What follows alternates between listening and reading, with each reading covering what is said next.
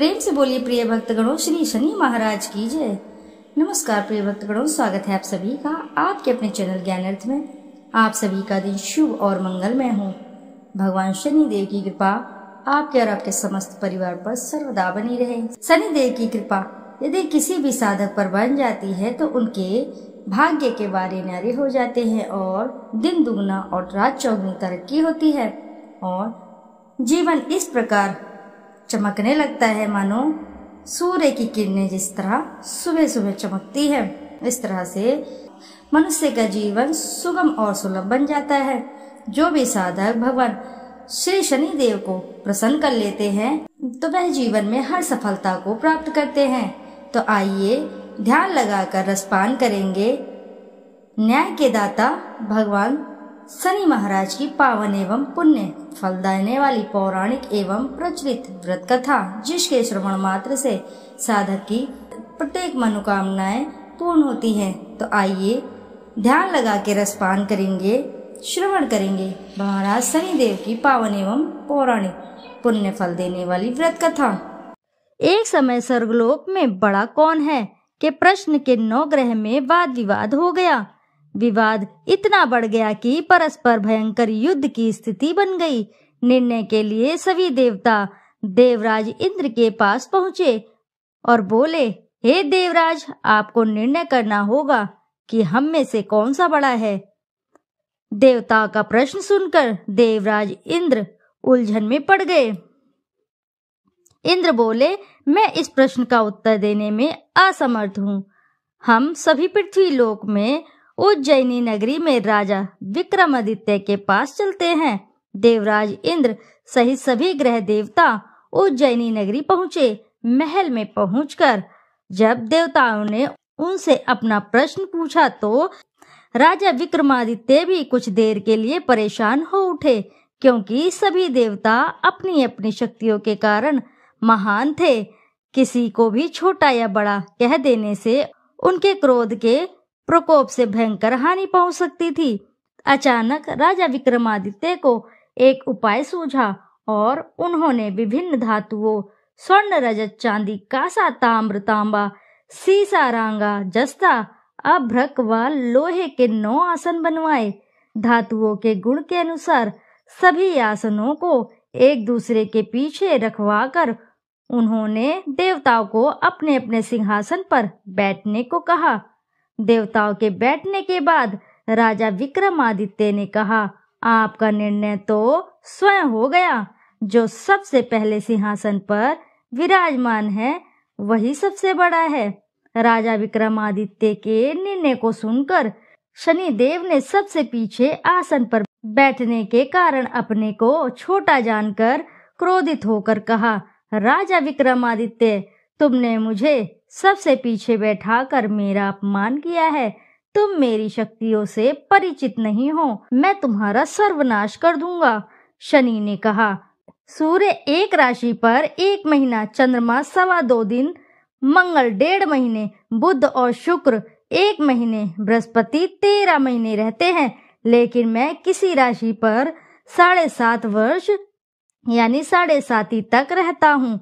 बड़े बड़े देवताओं को मैंने अपने प्रकोप से पीड़ित किया है। राम को 7.5 के कारण ही वन में जाकर रहना पड़ा और रावण को 7.5 के कारण ही युद्ध में मृत्यु का शिकार बनना पड़ा। राजा, अब तू भी मेरे प्रकोप से नहीं बच सकेगा। इसके बाद अन्य ग्रहों के देवता तो प्रसन्नता के साथ चले गए, परंतु शनिदेव बड़े क्रोध के साथ वहां से विदा हुए। राजा विक्रमादित्य पहले की तरह ही न्याय करते रहे। उनके राज्य में सभी स्त्री पुरुष बहुत आनंद से जीवन यापन कर रहे थे। कुछ दिन ऐसे ही बीत गए। उधर शनि देवता अपने अपमान को भूले नहीं थे। विक्रमादित्य से बदला लेने के लिए एक दिन शनि देव ने घोड़े के व्यापारी का रूप धारण किया और बहुत से घोड़ों के साथ उज्जैनी नगरी पहुँचे। राजा विक्रमादित्य ने राज्य में किसी घोड़े के व्यापारी के आने का समाचार सुना तो वे अपने अश्वपाल को कुछ घोड़े खरीदने के लिए भेजा। उन्होंने घोड़े बहुत कीमती थे। अश्वपाल ने जब वापस लौटकर इस संबंध में बताया तो राजा विक्रमादित्य ने स्वयं आकर एक सुंदर व शक्तिशाली घोड़े को पसंद किया। घोड़े की चाल देखने के लिए राजा उस घोड़े पर सवार हुए तो वह घोड़ा बिजली की गति से दौड़ पड़ा। तेजी से दौड़ता घोड़ा राजा को दूर एक जंगल में ले गया और फिर राजा को वहां गिराकर जंगल में कहीं गायब हो गया। राजा अपने नगर को लौटने के लिए जंगल में भटकने लगा, लेकिन उन्हें लौटने का कोई रास्ता भी नहीं मिला। राजा को भूख प्यास लग आई। बहुत घूमने पर उसे एक चरवाहा मिला। राजा ने उससे पानी मांगा। पानी पीकर राजा ने उस चरवाहे को अपनी अंगूठी दे दी। फिर उससे रास्ता पूछकर वह जंगल से निकलकर पास के नगर में पहुंचा। राजा ने एक सेठ की दुकान पर बैठकर कुछ देर आराम किया। उस सेठ ने राजा से बातचीत की तो राजा ने उसे बताया कि मैं उज्जैनी नगरी से आया हूँ। राजा के कुछ देर दुकान पर बैठे रहने से सेठ जी की बहुत बिक्री हुई। सेठ जी ने राजा को बहुत भाग्यवान समझा और खुश होकर उसे अपने घर भोजन के लिए ले गया। सेठ के घर में एक सोने का एक हार खूंटी पर लटका हुआ था। राजा को उस कमरे में छोड़कर सेठ कुछ देर के लिए बाहर गया। तभी एक आश्चर्यजनक घटना घटी। राजा के देखते देखते सोने के उस हार को खूंटी निगल गई। सेठ ने कमरे में लौटकर हार को गायब देखा तो चोरी का संदेह राजा पर ही किया, क्योंकि उस कमरे में राजा ही अकेला बैठा था। सेठ ने अपने नौकरों से कहा कि इस परदेसी को रस्सियों से बांधकर नगर के राजा के पास ले चलो। राजा ने विक्रमादित्य से हार के बारे में पूछा तो उसने बताया कि उसके देखते ही देखते खूंटी ने हार को निगल लिया था। इस पर राजा ने क्रोधित होकर चोरी करने के अपराध में विक्रमादित्य के हाथ पांव कटवाने का आदेश दे दिया। राजा विक्रमादित्य के हाथ पांव काटकर उसे नगर की सड़क पर छोड़ दिया गया। कुछ दिन बाद एक तेली उसे उठाकर अपने घर ले गया और उसे अपने कोल्हू पर बैठा दिया। राजा आवाज देकर बैलों को हाँकता रहता। इस तरह तेली का बैल चलाता रहा और राजा को भोजन मिलता रहा। शनि के प्रकोप की 7.5 पूरी होने पर वर्षा ऋतु प्रारंभ हुई। राजा विक्रमादित्य एक रात मेघमल्हार गा रहा था। तभी नगर के राजा की लड़की राजकुमारी मोहिनी रथ पर सवार उस तेली के घर के पास से गुजरी। उसने मेघमल्हार सुना तो उसे बहुत ही अच्छा लगा और दासी को भेजकर गाने वाले को बुलाने को कहा। दासी ने लौटकर राजकुमारी को अपंग राजा के बारे में सब कुछ बता दिया। राजकुमारी उसके मेघमल्हार से बहुत प्रसन्न मोहित हुई। अतः उसने सब कुछ जानकर भी अपंग राजा से विवाह करने का निश्चय कर लिया। राजकुमारी ने अपने माता पिता से जब यह बात कही तो वे हैरान रह गए। रानी ने मोहिनी को समझाया, बेटी तेरे भाग्य में तो किसी राजा की रानी बनना लिखा है, फिर तू उस अपंग से विवाह करके अपने पांव पर कुल्हाड़ी क्यों मार रही है। राजकुमारी ने अपनी जिद पूरी कराने के लिए उसने भोजन करना छोड़ दिया और प्राण त्याग देने का निश्चय किया। आखिर राजा रानी को विवश होकर अपंग विक्रमादित्य से राजकुमारी का विवाह करना पड़ा। विवाह के बाद राजा विक्रमादित्य और राजकुमारी तेली के घर में रहने लगे। उसी रात स्वप्न में शनिदेव ने राजा से कहा, राजा तुमने मेरा प्रकोप देख लिया, मैंने तुम्हें अपने अपमान का दंड दिया है। राजा ने शनिदेव से क्षमा करने को कहा और प्रार्थना की, हे शनिदेव आपने जितना दुख मुझे दिया है अन्य किसी को ना देना। शनिदेव ने कुछ सोचकर कहा, राजा मैं तुम्हारी प्रार्थना स्वीकार करता हूँ। जो कोई स्त्री पुरुष मेरी पूजा करेगा, शनिवार को व्रत करके मेरी व्रत कथा सुनेगा, उस पर मेरी अनुकंपा बनी रहेगी। प्रातःकाल राजा विक्रमादित्य की नींद खुली तो अपने हाथ पांव देखकर राजा को बहुत खुशी हुई। उसने मन ही मन शनिदेव को प्रणाम किया। राजकुमारी भी राजा के हाथ पांव सही सलामत देखकर आश्चर्य में डूब गई। तब राजा विक्रमादित्य ने अपना परिचय देते हुए शनिदेव के प्रकोप की सारी कहानी सुनाई। सेठ को जब इस बात का पता चला तो दौड़ता हुआ तेली के घर पहुंचा और राजा के चरणों में गिरकर क्षमा मांगने लगा।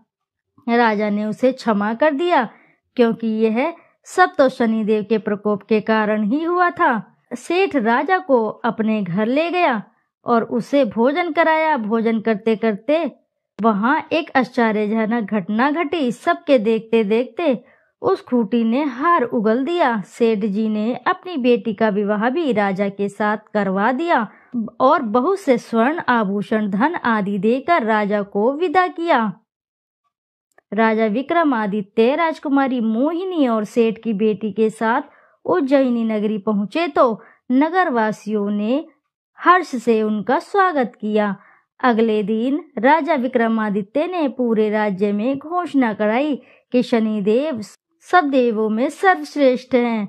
प्रत्येक स्त्री पुरुष शनिवार को उनका व्रत करे और व्रत कथा अवश्य सुने। राजा विक्रमादित्य की घोषणा से शनिदेव बहुत ही प्रसन्न हुए।